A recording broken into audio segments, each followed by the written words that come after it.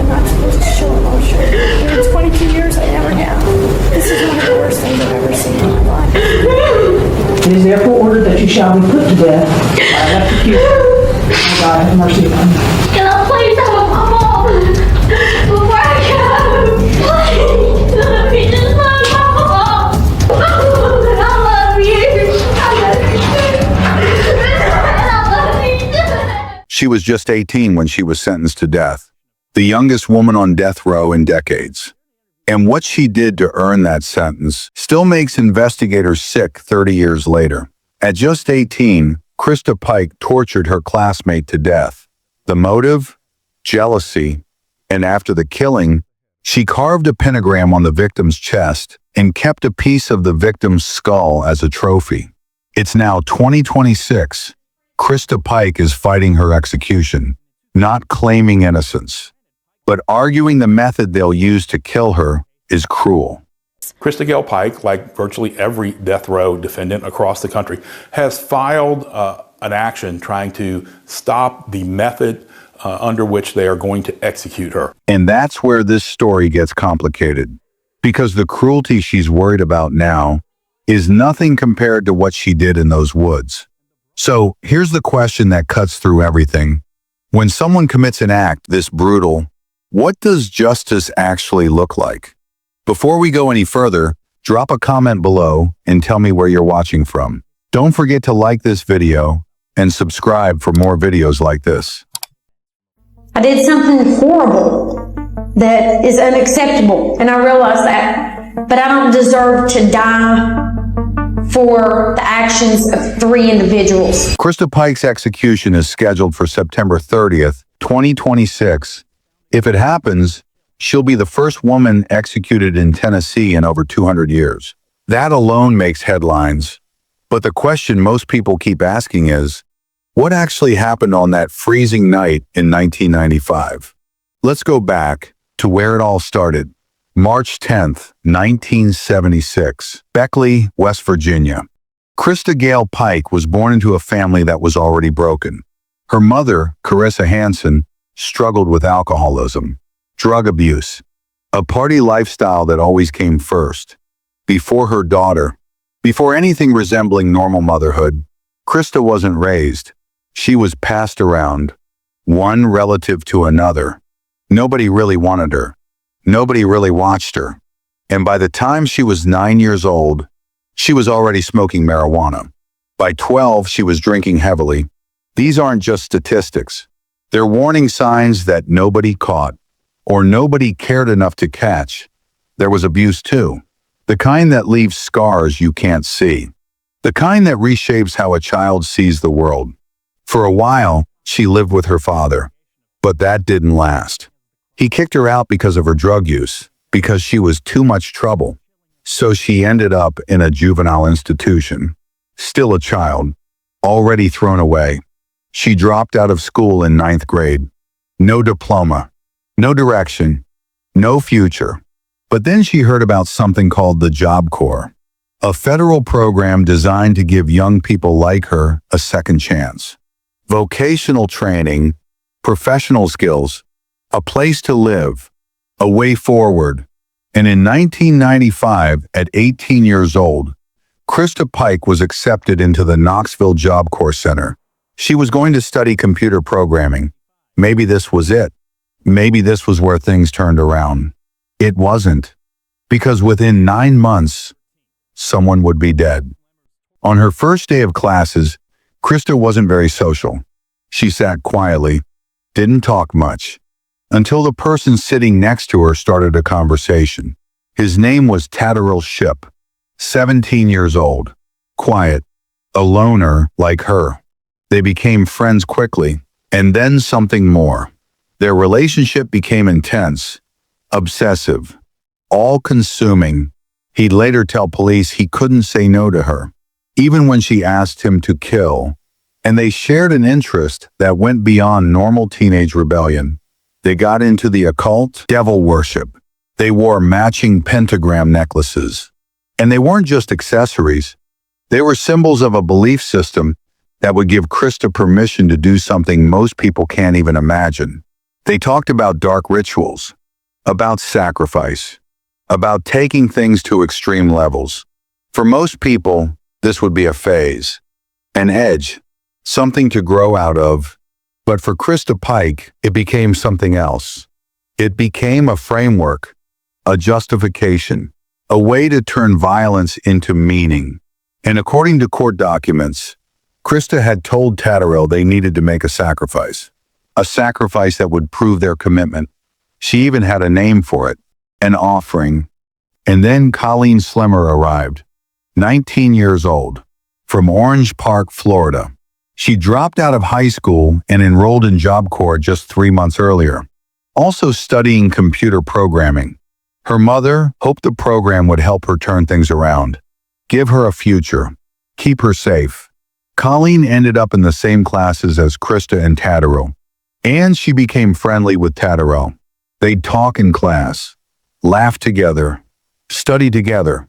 Nothing romantic, just two people in the same program. But Christa Pike saw it differently. Every time she saw Colleen talking to Tatterell, jealousy consumed her. It ate at her. And she became convinced that Colleen was trying to steal her boyfriend. Colleen's friends said it wasn't true, that they were just classmates, just friends. But Christa didn't believe them, or didn't care. The jealousy grew until it became an obsession. On January 5th, 1995, Christa confided in a friend, Shadala Peterson, another student at Job Corps, also interested in the occult. Christa told her she was going to kill Colleen Slemmer. Not a joke, not a fantasy, a plan. She told Tatterell too. She said that because of their occult beliefs, they needed to take things to the next level. They needed to perform a human sacrifice, and Colleen Slemmer would be the victim. She asked both Shadala and Tatterell to help her. At first, they hesitated, but eventually, they agreed. January 12th, 1995. The night everything changed. Christa put her plan into motion. She borrowed a small box cutter from the Job Corps Center. She carried a utility knife, and she came up with a cover story. She and Shadala would approach Colleen, offer her marijuana, tell her they wanted to make peace. At approximately 8 p.m., the four of them met. Christa Pike, Tatterell Shipp, Shadala Peterson, and Colleen Slemmer. Colleen was happy. She thought they wanted to make things right, so she agreed to go with them. They left the Job Corps complex together, walked along 17th Street, headed toward the University of Tennessee campus. 4 people left. Only 3 would come back. The group arrived at a desolate area near an abandoned steam plant, part of the university's agricultural campus. The building had been empty for years. Broken windows, rusted pipes, and behind it, dense woods, where the university kept maintenance equipment. It was the kind of place where screaming wouldn't matter, because nobody would hear. If you're still watching, please like this video. Also, don't forget to subscribe to the channel. It helps us grow. Christa attacked Colleen. She struck Colleen violently, slammed her head into her knee. Colleen tried to run, but Tatterell chased her down, dragged her back, held her so Christa could continue. What happened next lasted for about an hour, a prolonged, deliberate, systematic torture. Christa and Tatterell used the box cutter to slash Colleen's throat. She used a small knife to inflict cuts across her back, forced her to remove her clothes, stuffed a cloth into her mouth to stop her from screaming. And through it all, Colleen fought. Forensic evidence later showed defensive wounds on her arms. On her hands, she fought desperately, but she couldn't escape. While they tortured her, Christa and Tatterell carved a pentagram into her chest, a 5-pointed star, approximately 3 inches in diameter, a symbol, a signature. Throughout the entire attack, Colleen begged them to stop, pleaded, cried, but they didn't stop. Finally, after an hour, Christa lifted a large chunk of asphalt from the ground and smashed it onto Colleen's head. The impact was so violent, the asphalt shattered into pieces.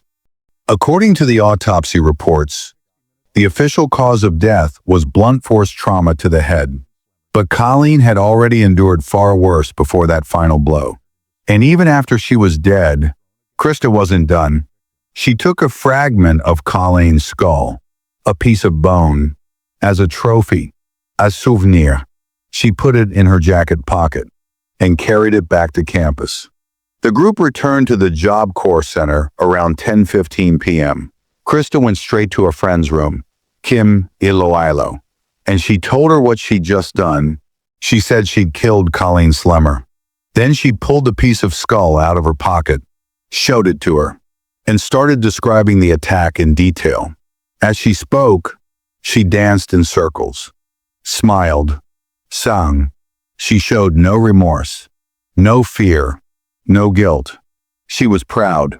The next morning, January 13th, 1995, at approximately 8 a.m., 2 employees from the University of Tennessee's grounds department made a discovery. Near the greenhouses on the agricultural campus, they found Colleen Slemmer's body. The investigation moved quickly. DNA analysis confirmed that blood found on Tatterall's shirt and pants matched Colleen's genetic profile. Witnesses came forward, people Christa had told, people she'd bragged to. And on January 14th, 1995, just 2 days after the murder, all 3 were arrested. Christa Pike, Tatterall Ship, Shadala Peterson. I was the first one they arrested, the first one they interviewed.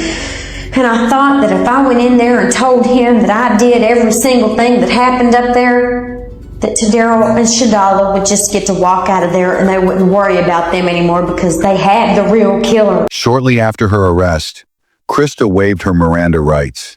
She gave a detailed confession to investigators. But here's the thing.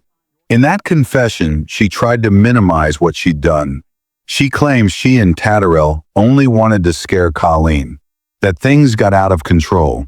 That version didn't match reality, because the evidence told a different story. The evidence said she knew exactly what she was doing. In March 1996, Christa Pike went to trial in Knox County. I don't even think I was just right there because she made me so mad. And I just couldn't look at her. And she was just going, please don't. I said, shut up. I don't want to talk to you. I don't want you to talk to me. I said, I just want to find somebody to get out of this. I said, it's gone too far. I didn't need to do what I've done so far. On March 22nd, 1996, the jury found her guilty.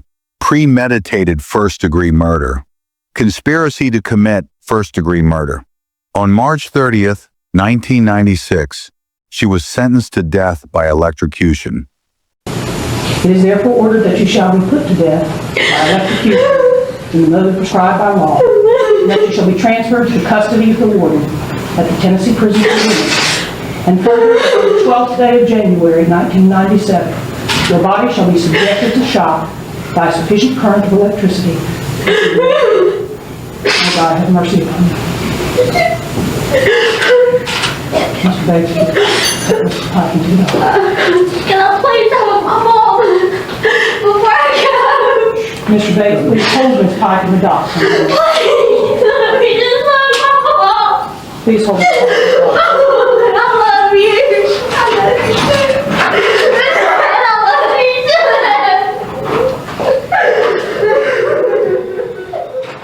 At just 20 years old, she became the youngest woman on death row in the United States.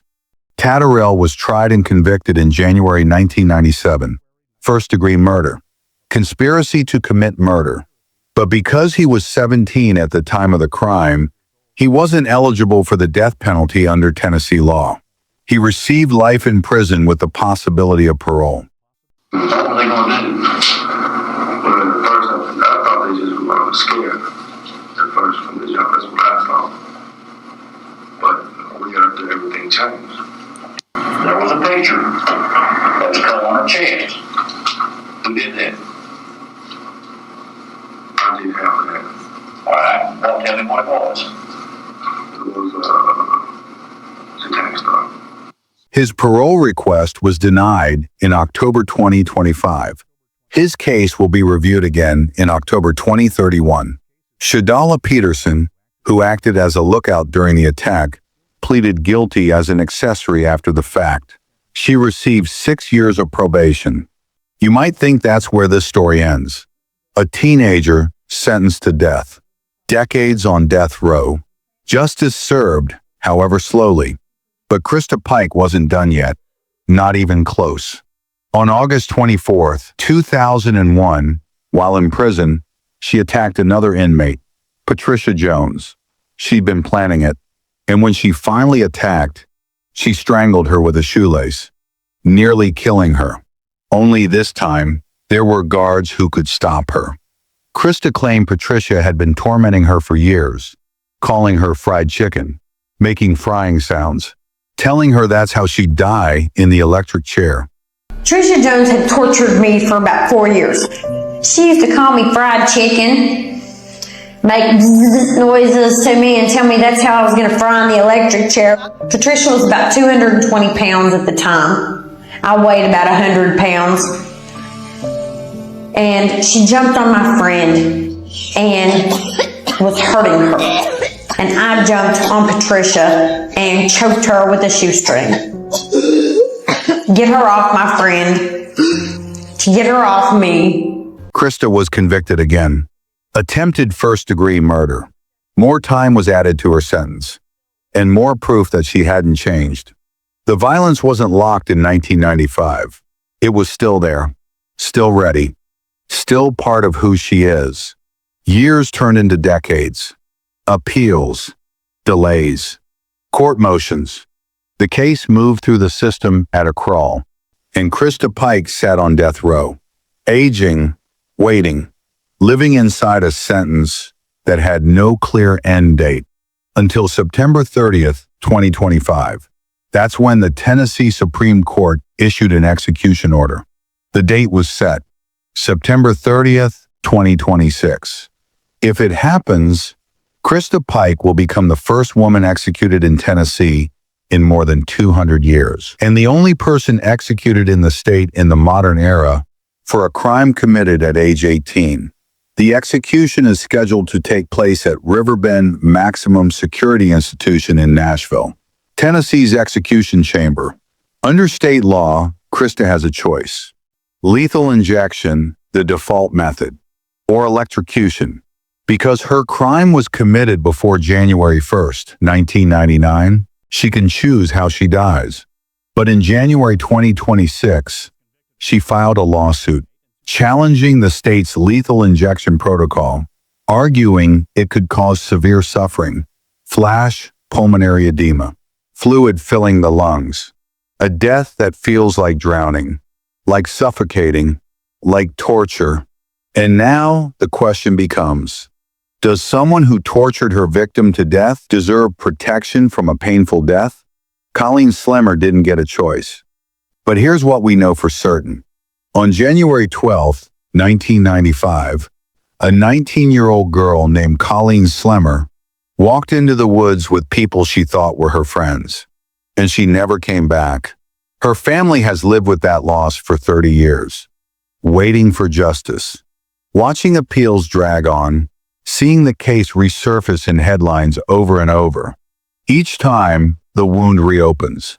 Somebody's life, took somebody's child away, and somebody's friend, somebody's sister. I've hurt so many people with this, and even though it's not me, and I can't take full responsibility for this anymore, and I won't, because if I'm going to die in here, I'm going to die for my truth, not for my lie. Accept me for who I am, good, bad, and ugly, but I'm not going to die for a lie anymore. I'll die for my truth. And now, finally, there's a date.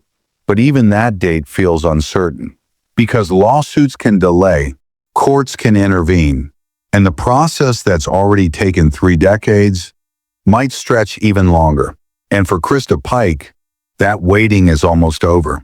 The beginning that I would be found guilty, and I knew from the beginning of my trial, that I would get the death penalty.